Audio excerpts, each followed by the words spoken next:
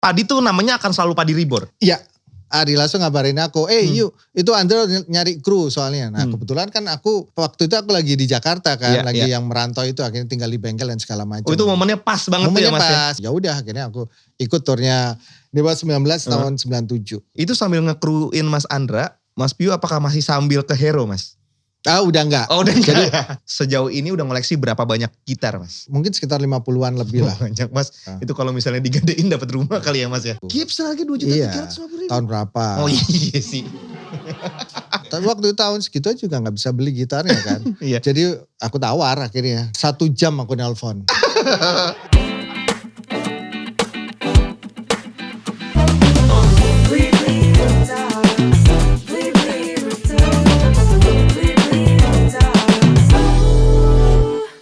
Halo Blibli Friends, ketemu lagi sama gue Nino. Welcome to my rooftop, tempat paling pas untuk ngomongin perjalanan sukses hingga mencapai titik puncak.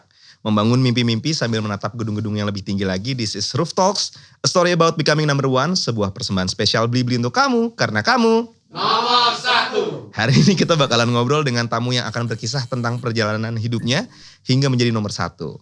Dan tamu malam ini adalah seorang gitaris dari band legendaris favorit saya, band Padi. Ada Mas Piu, tepuk tangan dulu buat Mas Piu. Agak manglingin loh mas. Kemanglingin. Emang udah lama ya rambutnya gak gondrong lagi mas emang ya? Waduh udah lama banget sih. Iya terakhir pas habis Padi kan sempat vakum tuh 7 tahun. Habis itu pas waktu kita comeback lagi aku udah rambut pendek aja. Bener-bener reborn ya mas ya? Reborn. Sama kayak nama bandnya aja sekarang. Tapi emang memutuskan Padi tuh namanya akan selalu Padi Reborn? Iya. Kalau saya sih bilang iya, karena apa? Karena itu adalah sebagai sebuah pembeda kita Padi yang dulu dengan Padi yang sekarang ini reborn dalam artian reborn spiritnya, reborn semangatnya, reborn soulnya kita. Terus habis itu juga reborn tuh buat ngajakin orang-orang bahwa ini loh kita ini pernah ada di atas, ada di bawah, dan sekarang kita reborn. Masa sih mas pernah ada di bawah mas? Ya, orang lagunya nggak pernah istirahat kok, nongol terus di telinga saya. Di mana sih bawahnya itu? Kalau saya rasa sih bawah itu dalam artian bahwa kita secara chemistry kita benar-benar ada di titik yang paling bawah. Pernah dapat ujian lah ya. Pernah dapat ujian, kita sama-sama kita nggak pernah merasa saling sama chemistry-nya nggak nyambung dan segala macam. Itu saya rasa sih kita ada di titik yang paling bawah dalam relationship, dalam team up sebagai band ya. Oke. Kita simpen dulu obrolan dalamnya. Karena kita akan memulai hari ini mas obrolannya dengan games dulu. Waduh. Di sini emang belum apa-apa udah suruh main games mas. Tapi ini gamesnya sederhana banget. Games itu kan terakhir kan. Itu dia mas. Saya juga beban nih soalnya kadang-kadang kaget gitu bintang tamunya. Kita cuma pengen Mas Piu untuk pilih aja mas this or that. Iya. Untuk mengetahui sebenarnya Mas Piu ini di luar seorang gitaris tuh kayak gimana sih orangnya. Nah yang pertama untuk seorang Mas Piu. Kalau pergi ke bioskop atau mungkin zaman sekarang nonton di rumah ya. Lebih pilih film horor atau komedi mas? Horor. Karena komedi kan sebenarnya kan malah ringan, enak, bisa ketawa. Kalau komedi bisa nonton di mana aja. Bisa nonton di gadget yang kecil, bisa nonton di TV bisa. Tapi kalau horor itu kita benar-benar dapetin feel-nya itu kalau kita nonton di bioskop. Bener. Tiba-tiba ada keluar di kiri-kiri gitu kan ngagetin kan. Buat seorang musisi kayak Mas Piu pasti juga kan horor kan secara audio tuh pasti dipikirin banget ya mas ya. Itu juga nambah keseruan nonton filmnya. Oke yang kedua pilih berlari atau berenang? Berenang. Enak banget. Aku gak bisa berenang loh mas. Masa sih? Gak bisa. Satu gaya aja gak bisa? Wah setengah gaya aja gak bisa mas saya. Minimal orang tuh pasti punya 2 gaya. Yang satu?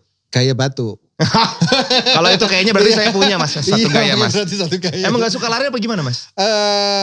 Aku sebenarnya sih dulu suka olahraga ya, suka futsal. Terakhir sih futsal ya, main bola iya. Terus habis itu terakhir udah gak kuat. Ini kok. Jadi berenang aja. Saya tenang mas, saya gak bakal nanya umur kok mas. Kita lanjut aja. Nah ini pilihan makanan mas. Iya. Lebih milih pecel atau rawon? Pecel. Padahal kan tempat asalnya Mas Piu kan rawonnya Jawa Timur juga. Memang sih. Tapi kan kalau kita yang musisi lagi keluar kota pasti diajaknya sama Iyo pasti ke rawon kan? Gini soalnya aku boleh jawab gak? Boleh dong. Rawon itu makan harus pakai nasi paling enggak. Sedangkan aku gak makan nasi. Udah lama banget. Oh iya? Udah lama gak makan nasi. Sejak kapan mas? Sudah. Padahal nama bandnya Padi loh mas. Iya makanya. Udah makan nasi sih mas? Semenjak Padi Reborn sih. 2018 itu aku udah gak makan nasi. Tapi dulu pernah 3 tahun sebelum itu aku pernah gak makan nasi. Habis itu comeback makan nasi lagi baru 2018 sampai sekarang. Jadi kalau band Padi dulu mungkin emang berubahnya jadi beras terus jadi nasi. Kalau Padi Reborn dari Padi langsung jadi Shirataki. Shirataki ya. Nah ini nih menarik nih, kita pengen tahu Mas Piyu itu kalau ngelihat diva musik internasional tuh akan lebih memilih seorang Jennifer Lopez atau Shakira? Susah ya Mas emang kalau susah, milih. hampir sama. Kalau aku sih lihat sih Jennifer Lopez ya. Shakira padahal kan goyangannya asik Mas. Tapi Jennifer Lopez tuh Iya Jennifer Lopez juga sih. iya, enggak. Jennifer Lopez ada perjalanan karir. Dia dari terus dia waktu nyanyi tuh kan dia kan udah agak lead kan, umurnya sekitar 28 atau 30 tahun. Buat aku sih itu something gitu. Oke, something ya. Ya. Karena perjalanannya ya Mas ya. Kan. Kayak terakhir, ini masak atau musik? Soalnya kita dapat kabar nih Mas Piyu di sosmednya lagi banyak konten masak. Ini pengen jadi Rudy Hairudin atau gimana nih Mas? kok itu aja ke Rudy Ketahuan umurnya. Iya benar. Agak susah sih karena masak dan musik sekarang aku berjalan beriringan. Gitu. Dua-duanya sama-sama masak ya Mas? Iya. Biasanya masak musik kan di studio. Iya, Nah ini masak di dapur beneran Mas? Iya. Yang mengilhami apa Mas? Yang mengilhami karena buat aku, karena aku suka kuliner, suka makan, suka nyobain macam-macam segala macam, dan masak buat aku sama juga kayak musik juga, seperti yang tadi kamu bilang. Kayak mengaransemen gitu ya Mas ya? Ada kayak bikin lagu juga, opening dulu, prolog dulu, habis itu endingnya gitu. Iya, itu dia jawaban dari Mas Piyu, tepuk tangan dulu. Permisi. Oh iya. Malam Mas, ada kiriman paket dari Blibli. Oke Mas Piyu, di sini surprise berikutnya ya setelah main games. Emang bintang tamunya dikirimin sesuatu nih. Tapi yang ngirimin orang itu aja Mas, setiap episode. Sama terus. Oke, kita lihat apakah isi di dalamnya. Wow. Baju Mas. Waduh. Oh kemeja. Kemeja bunga-bunga Mas. Waduh gak apa-apa deh. Gak apa-apa Karena kan sesuai dengan rooftop kan. Monggo Mas, silakan Mas. Ini buat Mas Piyu beneran. Serius nih? Serius. Buat aku ya. Serius. Thank you banget. Tapi yang pengen kita tahu ada apa dengan kemeja bunga-bunga Mas? Aduh, ini sebenarnya ada cerita nih agak gak enak ini mau cerita. Kenapa Mas? Kok gak enak? Bukan gak enak, agak memalukan sebenarnya. jadi aku tuh dulu waktu SMA main waktu itu sama Ari Lasso. Udah ngeband tuh ya? Udah ngeband. Waktu sama Ari Lasso, terus habis itu aku tuh ngefans sama Steve Vai. Steve Vai dia tuh ada kostumnya, dia wardrobe-nya dia pakai bunga-bunga. Oh ya Steve Vai kan gitarnya pun bunga-bunga tuh Mas. Iya, makanya terus aku pergilah di Surabaya itu ada yang namanya Pasar Turi. Pasar Turi tempat grosir pokoknya. Aku pergi ke sana beli bahan. Beli bahan supaya dimiripin sama itu, dan akhirnya aku pakai baju bunga-bunga untuk kemarin. Agak memalukan sih sebenarnya. Dulu tapi emang gayanya Mas Piyu kalau ngeband emang selalu image-nya dengan baju bunga-bunga. Karena ngefans itu sama Steve Vai mungkin. Enggak, karena buat aku ya ini acara yang ditonton anak-anak SMA, cewek-cewek SMA gitu harus ngerti perasaan itu Mas. Harus tampil sesuatu gitu, harus pengen bikin stand out aja sih. Tapi memalukan sih ceritanya. Sampai sekarang masih suka pakai baju bunga-bunga gak Mas? Enggak juga sih. Enggak ya? Enggak selalu, tapi berani kalau Iya. Menjadi salah satu pilihan gayanya Mas Piyu ya. Cuma Mas dengar-dengar katanya waktu SMP Mas Piyu pernah diremehin main gitar katanya.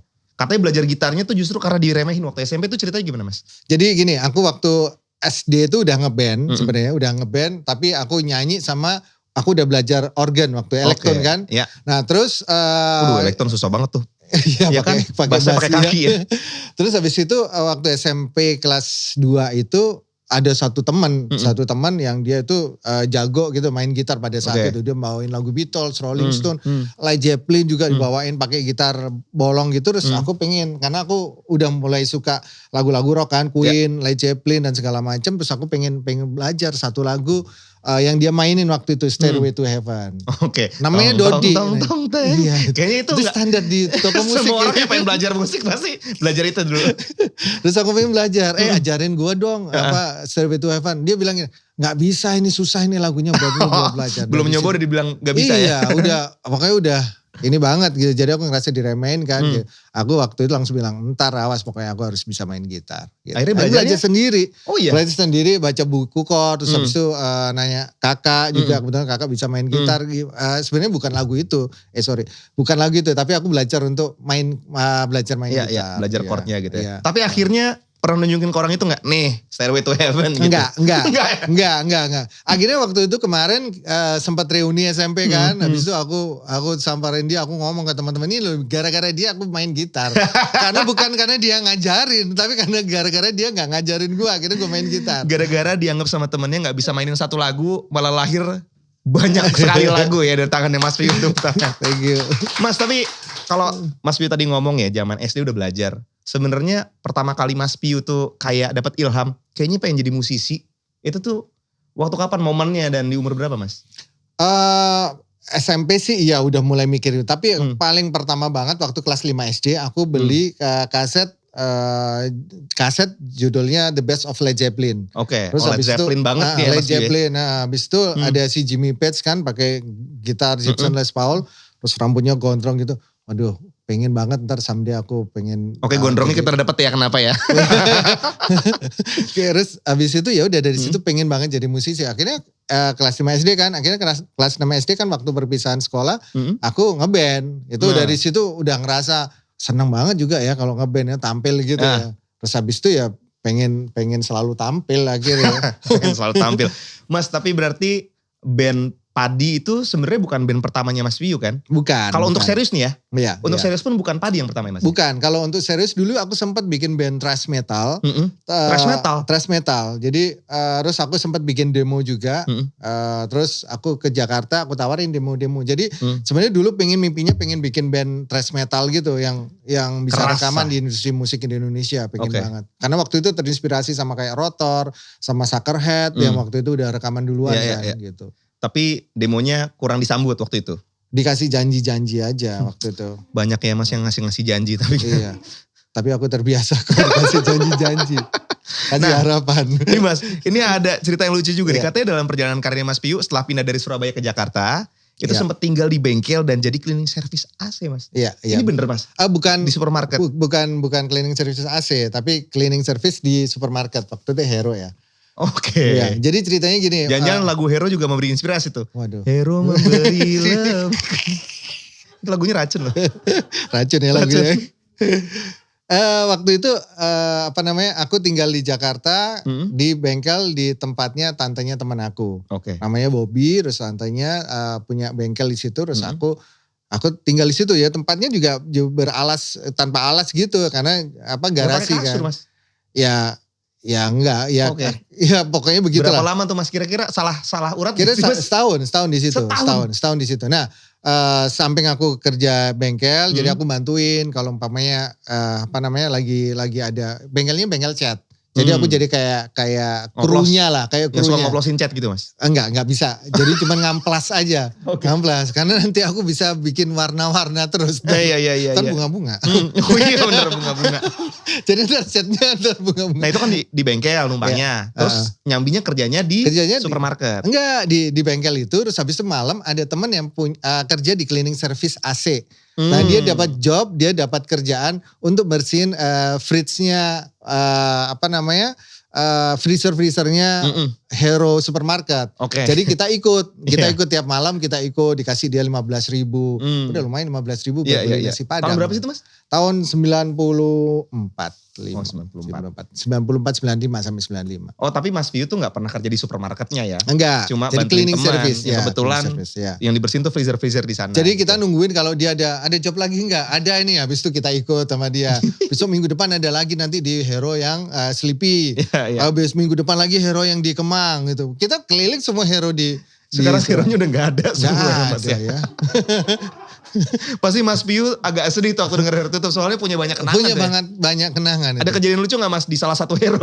Oh iya enggak. Yang lucu itu ketika kita masuk, kita kan bawa ember dan segala macam kan. Ya. Itu diperiksa dulu sama satpam. Jadi diapalin sama satpam. Ember satu, merah, Oh warna. takutnya ngambil barang-barang. Iya ya? harus habis pulangnya juga gitu diperiksa, diliatin.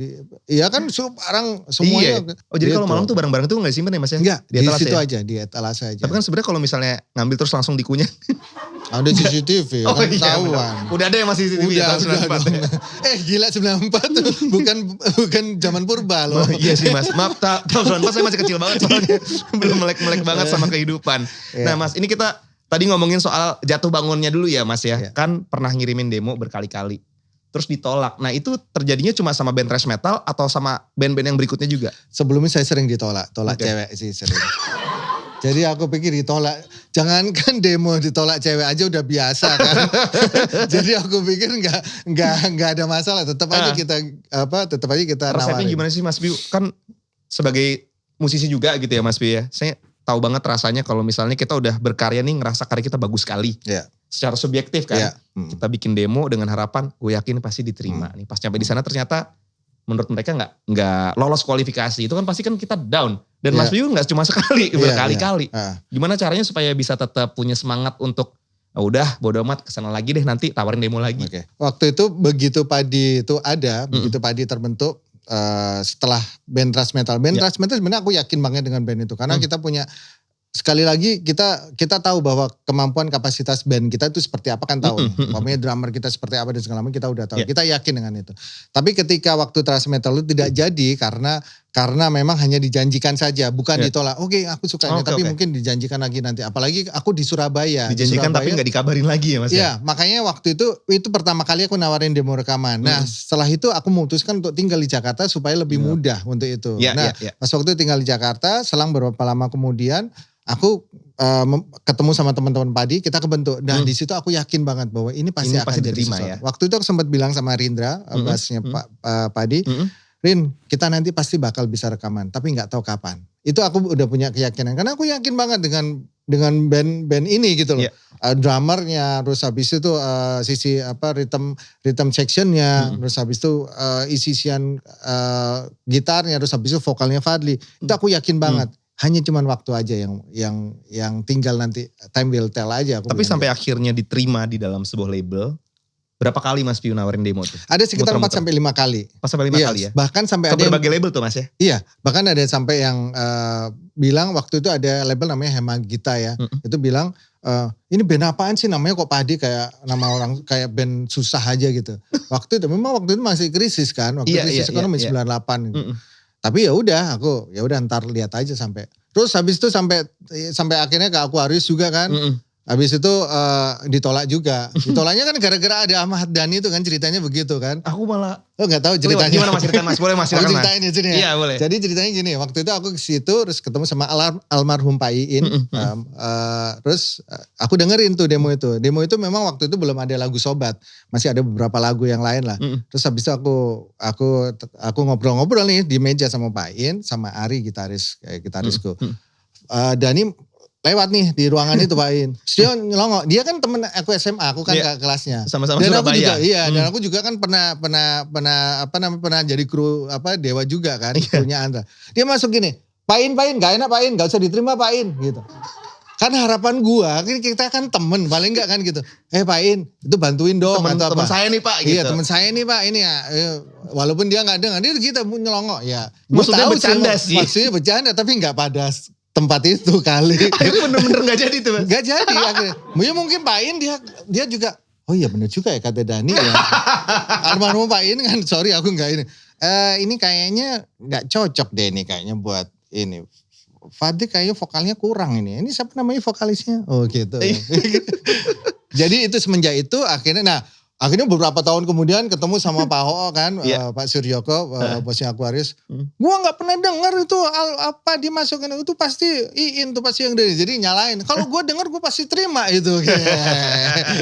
Udah setelah Iyalah. kita sama Sony Music. Tapi label pasti jodoh-jodohan juga lah Iya Mas ya. emang sebenarnya. Iya Mungkin aja kalau mulainya di sana nggak beda lagi ceritanya kan beda. akan berbeda. Iya, dan waktu itu emang belum ada lagu Sobat yang akhirnya membuat kita diajak rekaman sama Sony Music. Memang ya semua ada tiap orang pasti punya time frame masing-masing. Pasti. Ya. Semua indah pada waktunya Mas ya. Mas Piu, sampai hari ini nih dari semenjak berkarir secara profesional, kira-kira Mas Piu pernah itu nggak? Ada berapa jumlah lagu yang pernah Mas Piu tulis? Kalau lagu aku sekarang sih masih ada sekitar ratusan ya, ada 600-an lagu masih. Tapi Banyak memang juga, Mas. banyak belum yang belum dirilis. Iya, Jadi iya, tinggal waktu Padi udah mulai aktif dan segala macam, hampir setiap hari bikin lagu. Iya, Bikin lagu dan mungkin sampai sekarang kalaupun dihitung ya mungkin lebih kali dari 600-an tuh masih sekarang di masih. antara ratusan lagunya Mas Piu, pasti Mas Piu punya anak kesayangan dong. Ya. Yang paling spesial yang pernah dibuat dan mungkin momennya spesial juga gitu. Kalau lagunya Padi yang menurut Mas Piu paling kena di hati itu yang mana? Ada lagu judulnya Menanti Keajaiban judulnya. Sebenarnya lagu itu bukan termasuk lagu yang hits dan tidak masuk di hits juga. Tapi kemarin kita remake lagi di tahun 2019 judulnya Menanti Keajaiban. Ada bagian part lirik yang kayaknya pas banget. Bagian dari melodi dan segala macam tuh pas banget. Liriknya begini, seharusnya aku tak patut bersedih atas semua yang terjadi kepadaku. Aku merasa bahwasanya hidup ini tak lebih dari sebuah perjalanan hingga saat ku tiba. Jadi lirik itu benar-benar kayak, aku kadang sampai sekarang pun masih merinding karena pas banget. Sometimes aku lagi down, lagi jatuh atau apa, aku aku inget lirik itu bahwa life is about journey aja. Hidup itu hanya sebuah perjalanan aja. aja. Mas, ya? Jadi bukan kalau lagi jatuh ya jatuh. Ya jatuh. Memang waktunya jatuh. Iya. Waktunya kita harus naik ya kita harus naik gitu. Itu ditulisnya pas tadi Mas Piu bilang momennya Padi emang lagi sempat kenapa? Enggak. Itu sebelumnya memang itu album ketiga kan itu, album Save My Soul. Jadi pas waktu aku bikin album Save My Soul aku nggak dengerin musik apa-apa, aku hanya dengerin Beatles aja. Sepanjang berapa 3 bulan atau 4 bulan tuh bikin album. Terus jadi kayak pikiran kosong aja. Jadi aku kadang aku reminding mana waktu pengalaman seperti ini dan waktu album Save My Soul itu kebetulan aja kita punya feel yang sama. Feel yang lagi down, lagi depressed, lagi ini segala. Makanya albumnya seperti itu, gelap akhirnya. Kalau dari kacamatanya Mas Piu sebagai member Padi sendiri, berapa tahun sih Mas total Mas Piu merasa koneksi antara member dan mungkin secara karir menurut Mas Piu kan yang tadi Mas Piu sebutkan itu sedang merasa ada kemunduran gitu. Ya antara 2009 sampai sebelum vakum ya. Jadi itu mungkin udah masa-masa kita udah titik kulminasinya udah ini banget gitu. Udah titik jenuhnya udah tinggi banget gitu. Udah drop banget. Iya, karena kita dari album pertama, dari sebelum album pertama bahkan waktu single sampai terakhir itu sebelum kita vakum kita ini full nonstop. Kita nggak pernah berhenti kecuali berhenti waktu Lebaran aja, waktu Ramadan aja kadang kita agak sedikit slow down aja. Tapi di luar itu kita bikin album, restore, tour, bikin album terus. Akhirnya kita nggak pernah memikirkan chemistry itu seperti apa kebentuknya. Betul, sampai lupa peran pertemanan nih gitu. Iya, akhirnya kita cuman main aja ketemu, terus habis itu balik, terus habis itu pulang masih rasa kenapa sih dia kok kemarin begini, terus mikirnya begitu. Sensi. Iya. Terus habis itu juga banyak hal yang pengaruhi lah gitu di situ. Tapi justru kan tadi Padi kan memutuskan untuk vakum sementara ya Mas. Mungkin Mas Piu juga setuju kalau ternyata nih di luar sana ada teman-teman kita yang lagi ngeband terus kayaknya menemukan kebuntuan seperti itu. Vakum itu bukan hal yang buruk untuk dilakukan ya Mas? Oh bukan. Kalau buat aku sih malah sebagai sebuah blessing kalau aku bilang. Karena kita ada di laguku liriknya di Sang Penghibur. Kita berlari, kita kita berhenti aja dulu sejenak, nanti kita akan berlari lagi. Kayak orang maraton aja, maraton nanti kita harus stop dulu sebentar, habis itu kita lari lagi, lanjutin lari. Sama seperti kayak kita ngeband aja, kita pasti ada satu waktu kita break dulu lah. Capek. Kita nggak usah ketemu dulu, ntar suatu ketika kita ketemu, pasti kita akan punya energi baru, semangat baru lagi. Menyala lagi ya Mas ya. Akhirnya total vakum berapa lama Mas? 7 tahun. 7 tahun ya? Iya. Awalnya sih cuman 6 bulan. Itu janjian tuh Mas ya? Itu kita vakum dulu. Iya kita vakum dulu. Gitu. Kita vakum dulu. Karena pas waktu terakhir sebelum vakum itu udah panas banget. Udah sampai ada cerita meja terbang segala macam kan. Meja terbang Mas. Meja berat loh Mas. Mejanya berat lagi, meja marmer. Tapi gak sampai terbang sih, cuman aku giniin doang. Oh itu Mas yang terbangin? Jadi tempatnya di manajer kita yang sekarang ini, Albert. Akhirnya Albert kita ajak untuk menjadi part of kita. Akhirnya kita 6 membernya Padi Reborn itu adalah Albert gitu. Yang memersatukan ya? Iya, yang tahu yang tahu sebagai saksi mata kita waktu kita vakum sampai kita ketemu lagi. Sampai jadi Padi Reborn ya. Oke, kita simpan lagi Padi Rebornnya untuk liburan nanti Mas. Tapi kita pengen tahu juga nih. Ini sebagai gitaris nih. Aku merhatiin Mas Piu tuh ngoleksi gitar banyak banget kan. Yang paling sering kelihatan tuh adalah yang itu Mas. Yang buletan-buletan itu. Oh bukan, yang kami kasih itu. Kami kasih ya? Iya itu paling. Tapi kita pengen tahu, penasaran. Ini Mas Piu sejauh ini udah ngoleksi berapa banyak gitar Mas? Aku nggak hitung sih, mungkin sekitar 50-an lebih lah, 50-an something. Banyak Mas, itu kalau misalnya digadein dapat rumah kali ya Mas ya. Iya sih. Iya sih. Jadi enaknya kalau lagi butuh ini buat satu-satu deh. Tapi enggak, aku so far itu aku nggak pernah jual. Ya Oke. sampai nggak pernah jual Gitar kesayangan Mas Yu yang Kamikaze tadi itu. Iya karena itu apa ya, bagian dari branding aku sih, branding diri aku. Jadi biar orang tahu bahwa kalau main gitar itu ya pasti Padi gitu kan. Iya, Waktu iya, itu iya. awalnya seperti itu. Jadi Ini ya aku udah. sebenarnya sungkan nanyanya tapi disuruh sama produser. Harganya berapa Mas? Harga itu gitar itu aku pesen, harga itu aku Oh, itu pesen. custom ya Mas ya? Custom aku pesan di Amerika. Jadi memang custom Gibson bikin itu Iya, iya. semua orang sebenarnya bisa. Cuman memang kita harus apply dulu kan. Mm-mm. Waktu itu aku pesennya sekitar 68 something. Tahun 68. segitu ya Tahun Mas ya? segitu, tahun 2009. Tahun 2009. Sekarang pasti harganya beratusan kali ya kalau misalnya kita Iya, pengen bikin custom kemarin gitar. aku nanya kira-kira untuk custom sekitar di atas 10.000. Tapi tadi juga ada info katanya di antara sekian banyak gitarnya Mas Piyu ada satu gitar yang dibeli dari hasil nge-crew di band Dewa 19. Nah iya itu. Itu yang mana Mas? Itu gitar Gibson Les Paul juga custom warnanya Dari merah dulu. marun. Dari zaman masih nge-crew aja seleranya udah pengen belinya Gibson ya Mas? Ya itu tadi kembali ke waktu aku kelas 5 SD lihat covernya Led Iya, iya, Zeppelin, iya. ada Jimmy Page dia pakai Gibson Les Paul gitu. Jadi kayak ketanam di subliminal message kita lah, di Harus pengen pikiran Gibson, alam bawah Gibson, sadar Gibson gitu ya? Iya. Dan ketika pertama kali punya uang itu terus mau beli gitar, ada gitar itu di pojokan. Kan ada kayak apa Itu namanya gitar baru, Mas? universe mengarahkan gitu. Gitar baru? Gitar Brand new? second. Oh gitar second. Dulu masih ingat gak harganya berapa Mas pas beli Mas? 2.350.000. Gibson harga 2.350.000. Iya. Tahun berapa? Oh iya sih. Tahun 96. Iya iya. Gitar barunya itu sekitar 10 sampai 12 juta. Ini secondnya. Yang yang secondnya. Dan kalau yang standar yang bukan custom sekitar 8 jutaan. Waktu tahun itu. Oke. Tapi waktu tahun segitu juga nggak bisa beli gitarnya kan. Iya. Jadi akhirnya aku tawar akhirnya. Dari dia nawarin cuma 5 juta. Nih 5 juta. Oh jadi selain Second. jago main gitar Mas Piyu jago nawar guys. Hati-hati kalau ketemu Mas Piyu ya. 1 jam aku nelpon. Waktu itu masih pakai telepon rumah loh. Telepon rumah ya. Telepon malam-malam. Jadi aku dapat gitar tuh di Fatmawati kan. Ini ada gitarnya siapa ini? Ada Mas, kasih nomor teleponnya kan. Di ini Mas, apa namanya? Serenata. Serenata, enggak. iya. Sekarang udah gak ada ya. Sekarang udah gak ada. Itu aku telepon, dikasih nomor telepon, aku telepon. Sejaman lebih. Aku, sejaman lebih kali, berjam-jam deh. Karena gak mungkin dari 5 juta, terus habis itu aku ngomong gini. Waktu itu kan aku masih jadi krunya Andra kan. Terus aku nelpon. Mas nanti Mas bangga loh kalau umpamanya gitarnya aku pakai. Kenapa bisa bangga gitu. Iya soalnya ntar aku pasti sering pakai di TV. Padahal aku belum siapa-siapa kan. udah aku kasih dia apa kayak potensi gitu Iya, loh. Bahwa iya, aku itu iya, potensial untuk muncul di TV. Aku nanti Mas pasti bangga. Bisa aja Mas. Iya dong Mas. Berapa sih Mas kira-kira berapa? Nggak bisa Mas. Paling dia mungkin capek kali aku ngobrol 1 jam lebih. Akhirnya ngomong nyerah kayak- juga ya. Akhirnya yaudah deh 3 juta deh. 3 juta setengah. Masih Lumayan. ditawar lagi abis itu. Waduh Mas kalau 3 juta aku nggak ada. 3 juta setengah nggak ada aku Mas. Aku gini. Boleh nggak 1,5? Nggak bisa 1,5 kita. Akhirnya Kebangetan juga sih Mas Piyu. Dari 3,5 hilangnya ke 1,5. kamu tahu nggak kalau kamu ketemu sama orang Madura?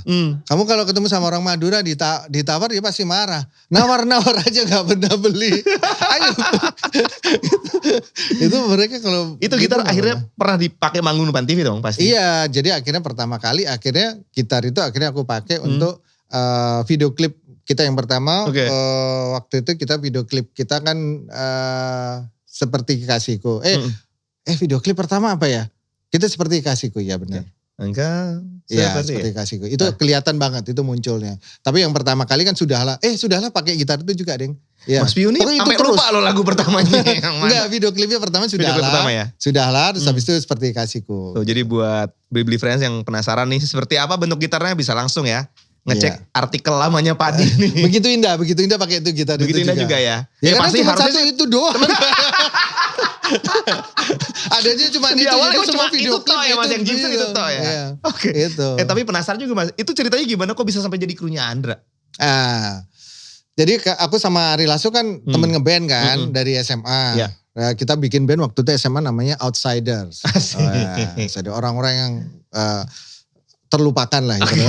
Outsider kita bikin band. Waktu itu kita bawain biasanya cover lagu-lagu kayak kayak Guns N' Roses gitu.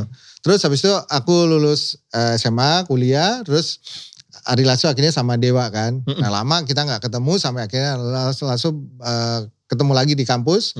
Ketemu lagi kita sama-sama terus dia Dewa. Nah pertemanan aku sama Andra itu udah lama banget dari SMA itu udah main sama Andra. Bahkan Andra punya pengalaman yang lucu pokoknya tentang kalau main ke rumah aku itu lucu banget. Terus akhirnya tapi gak mau cerita. Suatu ketika pas lagi Ari langsung ngabarin aku, yuk itu Andra nyari kru soalnya. Nah kebetulan kan waktu itu aku lagi di Jakarta kan, yang merantau itu akhirnya tinggal di bengkel dan segala macam. Oh itu momennya pas banget tuh ya Mas. Momennya pas, akhirnya sama dia di telepon, yuk bantuin aku dong ini. Jadi ya udah akhirnya aku ikut turnya Dewa 19 tahun 96-97. Itu sambil ngekruin Mas Andra, Mas Piu apakah masih sambil ke Hero Mas? Udah enggak. Oh udah jadi enggak. udah fokus jadi kru ya. Oke. Udah lumayan waktu itu kan udah dapat 150.000 sekali. Itu tahun segitu tuh Mas ya? Iya. Oke. Mas ini pengen nanya juga masa-masa terberat nih Mas Piu tuh sebenarnya. Ini kita ngomonginnya Mas Piu secara personal ya. Gak ngomongin soal musiknya aja gitu. Menurut Mas Piu, ya Padi pasti salah satunya ya momen itu ya. Tapi kalau boleh tanya yang lebih personal lagi, ada gak sih masa-masa terberat dalam hidup Mas Piu? Dan mungkin Mas Piu bisa berbagi juga sama Blibli Friends tentang bagaimana bisa keluar dari masa sulit. Karena kan walaupun semua orang pasti menghadapi masa yang berbeda-beda, tapi sulitnya itu kan pasti kurang lebih perasaannya sama gitu. Cara keluar dari situ gimana Mas? Masa tersulit aku ya, kalau aku ya pas waktu aku pisah sama keluarga ya. Waktu itu akhirnya aku pisah dengan mantan istri aku. Terus sama anak-anak terutama sekali. Waktu itu anak-anak pisah jauh sama aku. Mereka di luar negeri. Dan aku waktu itu gak tahu mereka ada di mana. Yang setahu aku sih mereka ada di Singapura. Tapi aku gak tahu posisi ada di mana. Itu tuh masa paling berat. Jadi aku jauh dari mereka. Terus aku kayak tiba-tiba aja sih semuanya itu langsung tek udah. Itu yang paling berat banget. Karena aku definitely close banget sama anak-anak gitu. Dan ketika dijauhkan itu kayak dicabut separuh badan aku kayak dicabut aja, itu yang paling berat. Tapi akhirnya yang menyelamatkan aku rasa adalah musik juga. Pada saat itu Padi lagi vakum. Jadi Padi lagi vakum itu jadi terjadi 2014. Ya, jadi nggak ada teman-teman yang support dan apa segala macam, bener-bener sendiri. Terus aku tinggal sendiri juga. Jadi semuanya kayak waduh berat banget sih waktu itu. Tapi akhirnya nyelamatin musik juga. Akhirnya aku bikin karya sendiri kan, ada aku bikin karya solo juga. Terus habis itu aku bikin itu yang akhirnya menyelamatkan. Karena aku akhirnya fokus dengan pekerjaan. Terus waktu itu aku udah bisa menyadari bahwa kehilangan itu bukan berarti kehilangan untuk selama-lamanya. Tapi kita lagi-lagi part of journey ya Mas. Part of journey itu aja. Mungkin itu memang yang aku harus. Dan aku akhirnya sampai akhirnya aku merasa bahwa it's a part of my life gitu aja. Jadi gak perlu aku merasa bahwa oh ini aku harus sesalin, aku sampein. Semakin terperosok enggak. Tapi kembali lagi yang nyelamatin aku musik lagi. Aku punya kesibukan yang aku bisa fokusin dan aku bisa mendapatkan. Yang penting itu self confidence sih. Itu kan pada saat itu terhantam banget kan. Pasti ngelihat dari keluarga dan segala macam, ngelihat kondisi kita, walaupun kita kelihatan ketawa-ketawa tapi dalam hati ya. Jadi musik itu jadi terapi juga ya Mas ya? Iya, seperti kayak savior aja, jadi penyelamat juga. Gitu. Dan balik lagi tuh Blibli Friends, berarti apapun masa sulit yang lagi dihadapin, coba lihat dari bigger picture-nya aja. Bahwa ini adalah sebuah perjalanan yang lebih panjang. Jadi itu mungkin cuma sebuah fase aja dalam hidup. Tepuk tangan lagi dong buat Mas Piu. Makasih loh Mas sudah mau cerita. Ini sekarang kita balik ke band-bandan lagi. Wah. Ini di luar sana pasti Blibli Friends penasaran. Pengen banget semua orang punya band papan atas Indonesia kayak Padi. Mas Piu kan adalah foundernya gitu. Rahasianya apa sih Mas? Sebenarnya kayaknya emang gak ada rahasianya Mas ya. Kalau bikin band kan emang rezeki mana ada yang tahu ya Mas ya. Tapi apakah mungkin ada formula gitu Mas? Sebenarnya sih formulanya udah ketakar ya sebenarnya. Kayak juga Nino pasti punya pengalaman lah untuk bikin band seperti apa ya. Yang penting adalah kita punya chemistry yang sama. Betul. Walaupun gini, kalau aku punya dengan teman-teman Padi itu, walaupun kita ada segala macam gonjang-ganjing dan segala macam, ketika kita dikumpulin lagi dalam satu ruangan kembali di studio dan itu udah kayak lupa aja semuanya. Dan itulah yang membuat kita akhirnya lama. Kita tidak memikirkan bahwa itu adalah part of chemistry kita sering hilang di luar musik. Tapi ketika kita dikumpulin, udah jebret kita bikin sesuatu, udah terus aja ngalir, akhirnya kita lupa. Padahal sebenarnya ada part lain yang harus kita kita perhatikan juga, kita selamatkan juga itu adalah chemistry kita di luar yang musik itu gitu. Oke, jadi Nah kalau sekarang ya pasti kita udah tahu nih karakter masing-masing, Pio itu seperti apa, Fadli seperti apa, masing-masing punya jadi karakter step paling awal untuk membuat sebuah grup tuh adalah chemistry dulu. chemistry pasti ya. Bisa main musik itu urusan nomor 2-nya malah ya. Maksudnya Iya. bukan bisa jagonya ya, tapi maksudnya klop secara musik tuh bahkan nomor 2 kalau buat Mas Piu. Iya, dan kita juga harus punya rasa ini juga ya, rasa bangga terhadap semua masing-masing. Oh, drummer gue seperti ini. Oh, basis gue seperti ini. Dan itu kita punya itu. Jadi jangan sampai kita ngerasa kita ya namanya dalam sebuah band ya kita semua itu punya kekuatan yang sama. Punya gitu. peran. Iya, punya peran yang sama. Oke Mas Piu. Jadi mungkin pada saat itu ya, pada saat tadi lagi menurut Mas Piu sedang dapat goncangan, perasaan itu lagi nggak ada tuh Mas ya, yang bangga, oh di drummer gue keren, gitaris gue keren. Oh vokalis gue udah, keren. kita nggak mikirin itunya, nggak mikirin kemampuan yang di dalam bermusiknya itu kita lupakan. Kita tahu karakternya begini, kita melihat yang di luar sisinya itu yang membuat akhirnya itu yang membuat kita akhirnya bisa punya pikiran yang masing-masing akhirnya di dalam pikiran kita punya pikiran masing-masing, menerka-nerka masing-masing gitu. Iya tuh. Baby Friends, chemistry is number 1 ya. Nah, ngomongin soal chemistry, biasanya kalau kita berkarya Mas, kita kan butuh chemistry sama diri kita sendiri, yaitu idealisme dong. Iya. Betul ya. Tapi kan Mas Piu kan semenjak terjun ke industri yang masif, yang lebar, mau gak mau kan harus kompromi. Iya. Sama pasar, sama permintaan label. Belum lagi kalau misalnya lagi bikin lagu untuk musisi yang lain. Musisi yang lain punya label yang lain juga. Pasti mereka punya koridornya sendiri juga. Itu gimana caranya Mas Piu menjembatani, kan dari tadi dilihat Mas Piu kan sangat idealis ya. Gimana caranya untuk menjembatani idealismenya Mas Piu untuk menulis sebuah karya yang komersial? Ini mungkin buat pelajaran saya juga Mas Piu. Enggak lah, Nino udah pengalaman banget sih. Kalau aku lihat sih tergantung ini aja sih, dalam tanda kutip pesanan ya. Pesanannya apa gitu loh. Dalam artian mau apa yang mau disampaikan atau mau apa yang mau ini di mana. Jadi kita bisa tahu field kita di mana. Kalau kita bicara market share kita di mana. Oh kalau ini kita nggak akan mengganggu dengan padi dong, karena pasti akan berbeda. Umpamanya kita bicara tentang segmen yang ini, atau kita mau ngobrolin tentang lagu cewek, umpamanya kan pasti beda dengan betul, jadi betul, itu aja yang kita harus bisa kayak mengkapling-kaplingkan ini kita aja. Kita harus punya partisi dalam karya kita. Oh ini untuk padi, oh ini untuk ini, oh ini untuk ini, oh ini untuk yang komersil, oh ini untuk yang jingle, untuk yang iklan, itu bisa Bang. Atau mungkin yang jingle tapi nggak kelihatan jingle, biar kelihatan komersil, kan ada gitu kan yang ada pesanan seperti itu. Mungkin ada perusahaan yang mau pengen kelihatan yang pop aja, jangan kelihatan hard selling banget. Itu ya kita bisa masukin situ. Gitu. Oke, berarti sarannya adalah harus bisa membedakan kita sedang mengerjakan proyek apa ya Mas ya? Iya. Jadi jangan sampai kecampur semuanya. Ini karakternya Padi di situ. Waduh, pakai jingle, pakai distorsi umpamanya gitu. Pakai jingle tapi drumnya udah kayak gitu. Jadi nggak bisa. Iya. Berarti harus pintar-pintar memilih peran apa yang harus kita lakukan untuk proyek tertentu gitu ya Mas ya. Ya. Mas, kalau ngomongin soal Padi Reborn lagi nih, menurut Mas Piu, Padi Reborn ini tadi udah sempat dikasih tahu juga sih yang membedakan Padi sama Padi Reborn ya. Cuma yang lebih mendalam lagi nih sebenarnya pas Padi Reborn mulai, dan untuk proyek-proyek ke depan tuh sebenarnya apa yang bisa di-expect sama penikmat musik Indonesia, bahwa ini Padi emang berubah gitu. Berubahnya tuh seperti apa gitu menurut Mas Piu?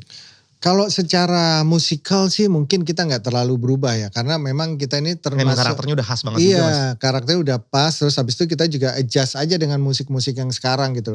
Papanya dulu paling gampang gini deh, mungkin dulu sekitar 20 tahun atau lebih itu biasanya kalau intro masih ada intro yang lama itu masih oke. Terus sekarang kan harus langsung to the point tuh, langsung lirik langsung masuk, bener gak sih? Bener Mas. Jadi itu juga harus kita sesuaikan. Jadi bahkan udah lagu di luar aja banyak yang sekarang udah di bawah 3 menit ya.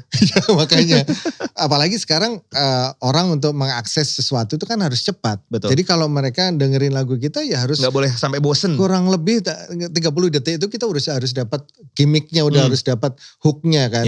Jadi kalau enggak kita ke swipe aja udah nggak enak nih gitu aja kan, mereka bisa begitu. Jadi seperti itu. Jadi kita nggak boleh kayak dulu aku pakai intro gitar lama udah nggak ada. Jadi harus benar-benar kita sesuaikan. Berarti ini evolusinya aja. padi menuju padi, menjadi padi reborn ini mengikuti perkembangan ya Mas? Benar, Betul. benar. Karena kita juga tidak bisa melawan perkembangan kan. Ya. Kita nggak bisa melawan perkembangan teknologi juga. Kita nggak bisa melawan itu. Jadi kita harus selalu adaptif. Ya.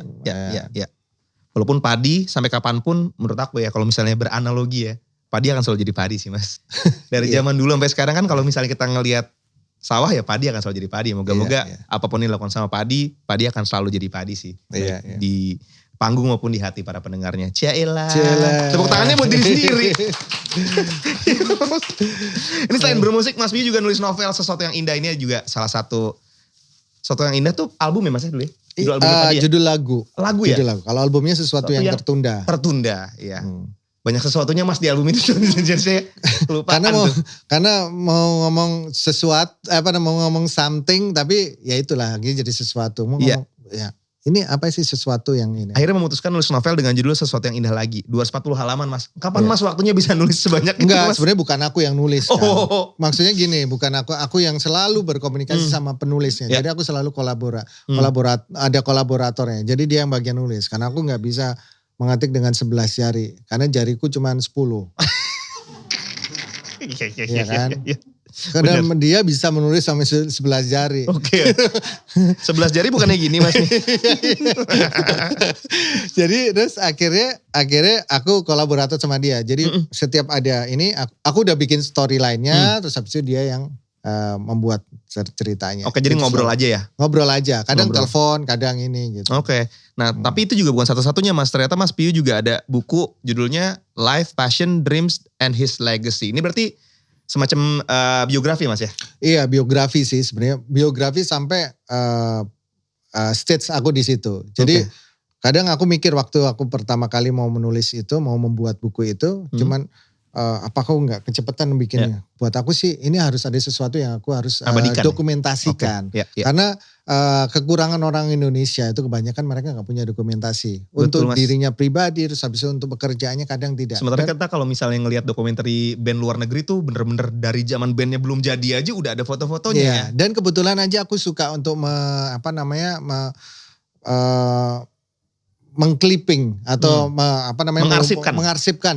mengarsipkan dari awal sebelum Padi rekaman itu aku ada berita koran gitu, karena di Surabaya kan orang banyak yang tahu Padi, kita sering main di kampus-kampus, jadi ada clipping-clippingnya Oh ada iya masih ada Mas? semua. Jadi waktu zaman dulu kan masih banyak majalah, masih banyak tabloid dan segala macam, itu selalu aku kumpulin setiap ada berita aku ambil, aku beli, terus aku ini. Dan akhirnya aku kumpulin semua jadi arsip yang banyak. Per tahun ada tuh dari 98, 99, 2000 dan seterusnya sampai Padi vakum 2010. Oke, berarti di dalam buku itu nggak cuma perjalanannya Mas Piyu aja, tapi juga orang-orang yang pernah singgah dalam Benar, karir musik iya, Mas Piyu ya. iya. Mm-mm. Kalau almarhum Dandy Mike tuh sebenarnya sahabatnya Mas Piyu kah? Atau sedekat apa sih Mas Piyu sama Mas Dandi? Ya, kita dekat dalam musik ya. Karena kebetulan aja pas waktu aku lagi mau bikin album solo di 2010 itu, aku ngajak dia untuk bikin kayak pilot projectnya lah. Jadi ada beberapa lagu yang dia nyanyiin dan segala macam. Suaranya Dan emang keren banget sih. Iya, makanya dari situ akhirnya aku dapat chemistry-nya sama dia. Terus akhirnya kita sering main bareng. Terus habis itu kita pergi juga. Dan sampai akhirnya kemarin akhirnya Dandy Mike harus Berpulang ya. Berpulang meninggalkan kita. Tapi bulan Juni kemarin Mas Piyu merilis Dissolve yang didedikasikan spesial emang buat almarhum Dandy Mike. Iya benar. Jadi project itu aku namakan Project Dissolve karena apa? Karena pada suatu ketika kemarin pas waktu awal tahun kemarin aku lagi bongkar-bongkar arsip yang lama. Ini udah pandemi ya Mas ya? Iya pas udah pandemi. Jadi aku bongkar-bongkar arsip yang lama, terus kebetulan ada suara ada lagu itu tapi belum di mixing. Oke. Terus habis itu aku mixing, terus setelah mixing hasilnya kerasa banget ada sesuatu yang aku harus menyampaikan ini. Jadi kayak ada spirit yang ada di dalam lagu itu. Akhirnya aku minta izin sama istri almarhum, terus minta izin untuk boleh nggak ini aku edarin, terus habis ini segala macam. Tapi di luar itu aku cuman pengen bahwa ini jangan hanya cuman jadi kita edarin lagunya Dandy aja, tapi ada sesuatu yang kita buat. Akhirnya aku minta diskusi sama dia boleh nggak kalau umpamanya kita bikin sebuah project. Jadi project ini semua hasil keuntungan ini nanti akan kita sumbangkan untuk Keluarganya. Yayasan Jantung Indonesia. Oke, untuk Karena Yayasan kebetulan Jantung dia Indonesia. meninggal Iya, karena jantung. Betul. Jadi kita buat ini adalah sebagai project movement aja bahwa anak-anak muda sekarang ini harus berhati-hati juga karena penyakit jantung bukan hanya untuk orang tua. Bukan hanya orang Bisa tua menyerang atau siapa saja, bisa Mas. menyerang siapa aja. Anak muda juga banyak karena mereka karena gaya hidup, karena lifestyle yang mungkin akhirnya memicu masalah jantung gitu. Oke, Mas Piyu, tepuk tangan dong. Project yang sangat baik banget. Jangan lupa dengerin ya, Blibli Friends. Nah, ini udah mendekati sesi-sesi ngobrol di ujung-ujung nih, Mas. Pertanyaannya cukup standar, tapi menurut aku jadi gak standar karena dari tadi ngelihat cerita Mas Piyu, menurut aku Mas Piyu itu adalah orang yang gak punya batasan buat bereksplorasi. Iya. Kayaknya semua dilakuin gitu. Dari mulai jadi pegawai Hero, bukan pegawai Hero deh, bersihin freezer Hero. Ya kan, kalau orang gak pengen mengeksplorasi diri kan mungkin gak segitu niatnya banget gitu untuk kerja kayak gitu. Terus musisi jelas, nulis buku. Terus juga Mas Piyu kan pernah mencoba hal-hal yang lain lagi gitu. Punya label. Iya. Apa yang masih menjadi mimpi Mas Piyu ke depannya? Ini ngomongin Mas Piyu bukan Padi ya. Iya.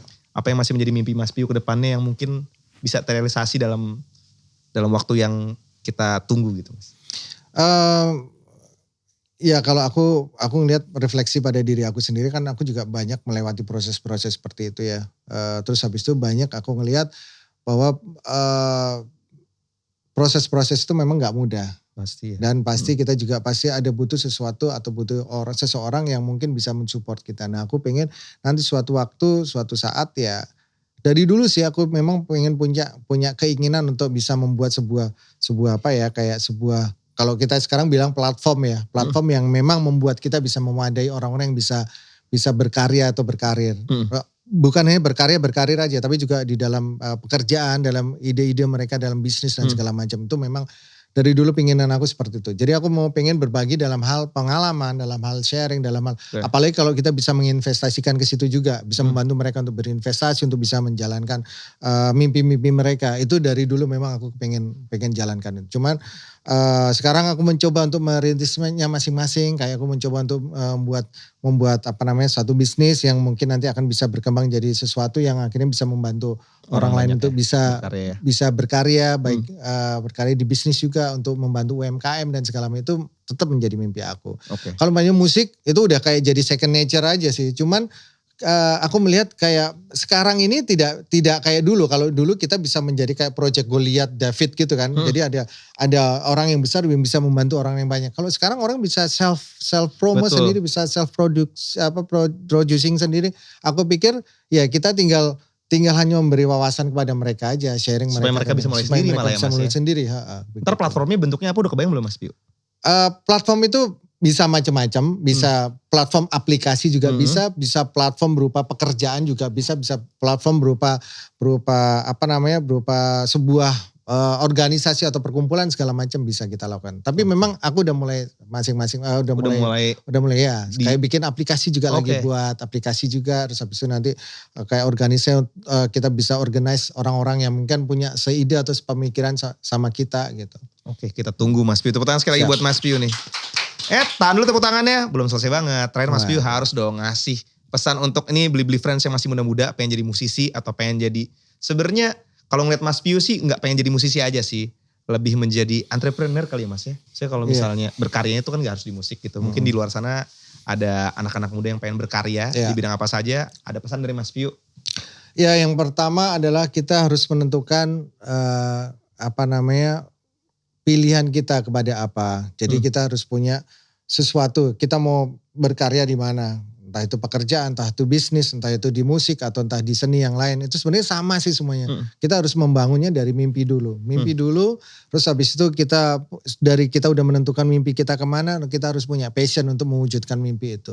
Setelah udah berjalan ya kita harus meraih itu supaya itu terjadi, terwujud. Ya itu aja sih kuncinya cuman itu aja. Kita harus punya passion, kita harus punya dreams, terus kita harus do it gitu. Iya, karena kalau dimimpiin aja gak bakal kejadian juga. Iya, hanya jadi bunga tidur aja. Itu tahan nih baru nih yang panjang. Bukan cuma Mas Piyu aja yang dapat hadiah dari Blibli. Sekarang kita juga pengen bagi-bagi hadiah buat Blibli Friends. Tinggal jawab aja di kolom komen siapa yang paling cepat dan benar. Dia bakal dapat hadiah voucher dari Blibli. Pertanyaan pertama, apa judul single Mas Piyu yang didedikasikan untuk Dandy Mikes? Yang kedua, sebutkan salah satu profesi Mas Piyu sebelum jadi gitaris padi. Silakan dipilih ya. Yang ada hubungannya sama Asih seru tuh. Iya, seru itu. Mas Piyu, aku yakin sebagai penulis lagu, Mas Piyu tuh adalah orang yang perasa. Ya kan? Ya. Mostly kan kita mengandalkan rasa Mas kalau nulis lagu. Nah, dalam mencapai kesuksesan, di antara sekian banyaknya orang yang pernah singgah atau masih ada menetap di dalam kehidupan Mas Piyu, ada gak sih satu nama yang gak mungkin terlewatkan untuk ditelepon, saying thank you Mas? Oke. Siapa Mas? Ada sih. Ini aku tadi udah siapin tadi. Karena sebelum ini udah ditanyain. Ya ada Andra Ramadan. Oh Mas Andra. Iya, Andra Ramadan. Termasuk dia juga yang akhirnya membuat saya akhirnya membeli gitar yang tadi saya bilang. Tadi kan saya belum ceritakan bahwa untuk membeli gitar 2.350.000, uang saya cuma 1.600.000. Oh jadi tadi tuh nawar 1,5 ya emang karena cuma ada 1,5 Karena ya? ada 1,5. Jadi bukan karena saya tega Ini bukan. nawarnya. Jadi 1.600.000 itu aku hasil dari nge-crew selama 10 kali show itu aku kumpulin ya dikurangi makan dan segala macam. Kadang makan juga ikut Andra juga kadang. Jadi aku kumpulin ada 1.600.000 pergi ke toko Serenata terus habis itu cari gitar. Ada nih, ada kayak waktu itu ada lihat ada beberapa merek kan. Iya. Carval, ada Jackson segala macam. Ini cukup nih 1.300.000 masih ada 300.000 sisa kan. Tapi begitu lihat itu gitar, aku batalin, aku urungkan untuk membeli gitar yang lain karena ini udah mimpi aku dari dulu. Akhirnya gimana caranya aku bisa dapetin gitar yang 5 juta itu bisa dengan uang 1.600.000 ini. Iya. Akhirnya sisanya aku pinjam ke Andra 900.000. Oke. Situlah Pas gitar 2,5 pertama ya. aku beli. Iya. Oke. Boleh ditelepon Mas Andranya mungkin? Boleh aku telepon tadi Ini aku Ini pasti lucu nih. Obrolannya pasti lucu nih. Halo, Yo. Net. Ayo. Iya. Ya apa kabarnya? Langsung Surabaya. Api. Net, suwun ya Net ya, thank you ya. Apa? Enggak, iki aku kan lagi nang acarane podcastnya bibli.com terus aku diminta untuk mengucapkan thank you buat seseorang yang sangat berjasa dalam hidupku ya. Aku ngucapno thank you gawe awakmu. Aku berjasa apa ya, Bing? Aku berjasa apa ini katanya? Iya Net, gara-gara kon kan aku tuku gitar iku, aku mbok utangi duit 900.000 kan. Walah. Wah, lo kalau enggak itu aku enggak bisa. Utang. Kan utang. Ya kan utang. Tapi lunas kan ya Net ya, ilang enggak? Itu lunas enggak? Lunas kan? Udah lunas belum ya sih? Waduh Net. Kalau sekarang bunganya udah banyak banget tuh. Ya, dianggap lunas. Dianggap lunas. Tapi ada kok, ada fotonya. Fotonya aku lagi bayar tuh ada. Iya, ada. Zaman dulu belum bisa screen cap soalnya ya. Bukti transfer. Iya, Di mana kamu ya? Kamu utang aku tuh di mana ya, lupa. Waktu itu kan utang 900.000. Pas itu nang omahe Aksan ya nek gak salah ya. Terus habis Oh, itu di rumah Aksan ya? iya. Lupa ya. Tahun berapa itu kamu ingat kan? Tahun 96 itu. 96. Wih, gila. Iya, lama ya. Terus Lama banget. ya itu gitar itu kan aku Itu beli Emang gitar Gibson pertama? gitar Gibson pertama. Jadi gitar itu harganya ditawarnya ke aku 5 juta. Iya, halo? Halo, yuk. Iya, dengar gak? Halo? Iya, dengar. Ya. Gitar itu kan ditawarkan ke aku 5 juta harganya. Nah, 5 juta terus habis itu aku tawar berjam-jam aku nelpon akhirnya dapatnya 2.350.000. Jauh banget ya. Iya. Aku duwe aku punya uang itu 1.600.000 kurang kan akhirnya aku 900.000 iya. aku pinjam. Gitu. Iya, Itu. iya. Gibson Akhirnya- pertama ya? Itu Gibson pertama, Gibson Les Paul Custom. Masih ada? Masih dong, masih ada. Wah, legend dong itu. Lu legend. Iku kok tulis nang burine iku tak tulisin diutangi Andra. Tak tulis kok. Iya, dan itu selalu tak ceritain ke siapapun, selalu tak ceritain dengan bangganya. Padahal biasa orang utang malu kan. Ini aku bangga utang. Malah jadi cerita legend. Iya. Jadi pakai ini ya, pakai rekaman juga itu ya. Jadi pakai rekaman pertama. Rekaman pertama kan aku Album pakai. pertama itu. ya? Album pertama. Single Oh, pertama iya, kan. iya. Sobat dulu kan. Sobat apa? iya, itu pakai pakai Iya. sobat ya. Iya, Sobat 98. Terus habis itu dapat duit banyak ya, terus beli jajan yang lain. Waduh. Iya, anaknya banyak akhirnya anaknya. Itu bapaknya. Iya Pak, itu aku kalau nggak diutangi Andra, aku nggak bakal bisa beli gitar itu. Siapa lagi? Aku mau utang Lasso sebenarnya, tapi Lasso dalam kondisi seperti itu kan dia waktu. Hah? Kenapa? Gak duwe arek enet duwe entek gawe iku. Halo? Putus yuk. Halo Net. Net, iya. Ya. Gak duwe Net, Lasso Net waktu itu. Entek kan buat habis duitnya buat beli obat. Aku kan tahu dia nggak, malah kadang dia aku aja malah sering diutangin kok sama dia. Kebalikan ya. Bulet aja. Ya. Ya gitulah namanya ya. Iya. Ya pokoknya thank you banget Net. Aku Sama-sama yuk. dari hati yang paling dalam aku pokoknya ingin mengucapkan terima kasih orang yang Gak perlu disebut sih itu, gak perlu disebut sebenarnya. Nggak perlu disebut ya. Ya udah, jangan disebut Iya. namanya Andra ya. Nggak sebut. Iya. Ya wis Net, thank you banget ya. Sehat selalu. Oke. Sukses yo, sehat juga yo. Ya, yuk, bye. Ya, yuk, bye. Bisa menyaksikan dua legend gitar di Indonesia ngobrol. Ya ternyata ngobrolnya gitu ya Mas ya. Panggilannya kok Net Mas? Iya, dia dipanggilnya Junet. Jadi net gitu. Tapi nggak tahu itu ya pokoknya Asal usulnya nggak tahu tuh ya. Iya, dekat aja sih emang yang tahu dia. Kayak Dani manggil dia Net juga. Tapi yang kayak Lasso kayaknya juga manggil juga Net juga. Nggak semua orang manggil Net. Aku sih yang paling sampai sekarang. Untung waktu itu mintanya dibalikin duit ya Mas. Nggak minta saham. Kalau minta saham untungnya lebih besar lagi loh padahal tuh. Waktu itu mungkin nggak nyangka juga kali ya. Semua pasti juga nggak akan nyangka bahwa itu memang bisa menjadi sesuatu. Kalau aku juga lihat bisa jadi turnover buat kita, nggak nyangka juga sih bisa seperti itu.